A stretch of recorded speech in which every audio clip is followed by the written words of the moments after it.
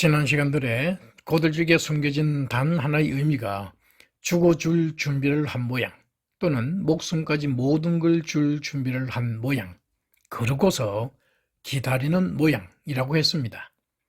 이번 시간에는 굽어진 것이 무엇이기에 곱게 하거나 바르게 하는데 목숨까지 내주어야 하는가? 그리고 목숨까지 내주고 죽어버린 사람에게는 무슨 유익이 있기에 덕을 행하라고 권하는 것일까? 라는 두 가지 질문을 살펴보겠습니다.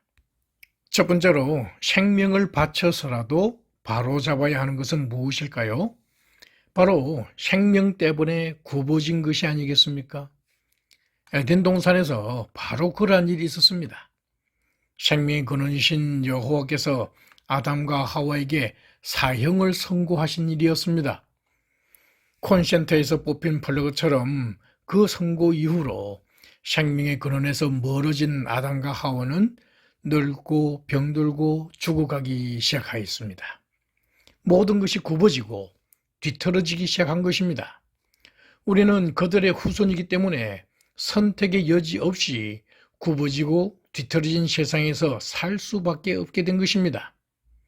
하지만 로마서 5장 14절의 표현처럼 아담의 범법과 같은 죄를 짓지 않은 우리가 우리의 선택이 아닌 죄 때문에 후손이라는 이유로 굽어지고 뒤틀어진 세상에서 고통을 당한다는 것은 억울한 일이 아닙니까? 그래서 이 억울함에서 우리가 구출되기를 기대하는 것은 당연하지 않겠습니까? 그러면 우리가 이 억울한 죽음에서 구출되기 위해서는 얼마의 값이 지불되어야 할까요? 아담은 선악과를 먹는 값으로 자신의 영원한 생명을 지불했습니다. 우리는 그의 후손이라는 이유로 바로 그 영원한 생명의 기회를 강제로 탈취당한 것입니다. 다시 말해서 잃어버린 영원한 생명을 되찾아오려면 영원한 생명으로 값을 지불할 수밖에 없는 것입니다. 그런데 안타까운 것은 시편 49편 8절에서 생명을 대속하는 값은 너무 비싸서 그들이 결코 지불할 수 없다고 한 것처럼 영원한 생명을 잃어버린 아담의 후손 중에서는 그 누구도 영원한 생명을 위한 값을 지불할 값어치를 가진 사람이 없다는 것입니다. 하지만 놀라운 것은 피의자의 자녀들을 위해서 피해자가 대속값을 지불한다는 것이 있을 수 없는 일이지만 바로 그런 일이 일어났습니다. 아담이 여호와께 반역했을 때부터 여호와께서 대속값을 준비하신 것입니다. 때가 되자 맏아들을 이 땅으로 보내 아담의 후손들 대신에 죽게 하셨습니다.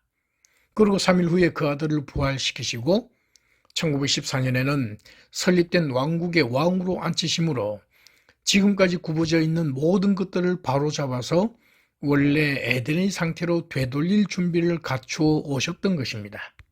참으로 여호와께서는 모든 걸 줄 준비를 하고 기다리시다 사랑하는 독자를 주심으로 참으로 크신 언덕을 베푸셨습니다. 예수께서도 죽어줄 준비를 하고 기다리시다 때가 되자 지체 없이 바로 생명을 바치심으로 우리에게 큰 덕을 베푸셨습니다. 그러면 두 번째 질문입니다. 다른 사람을 위해서 자신의 생명까지 줄 수 있는 것은 참으로 큰 덕행이긴 하지만 죽은 사람에게는 무슨 덕이 있기에 생명까지 주기를 권하는 것일까요? 모든 걸 줄 준비를 하고 기다리는 것은 생명의 근원이신 여호와를 닮아가는 것입니다. 생명의 근원이신 여호와께서는 자신을 닮은 사람들을 잊지 않고 부활시키실 것입니다. 빠진 플러그를 콘센트에 꽂으면 다시 전원이 연결되는 것처럼 여호와를 닮은 사람들은 죽어도 다시 살아날 것입니다.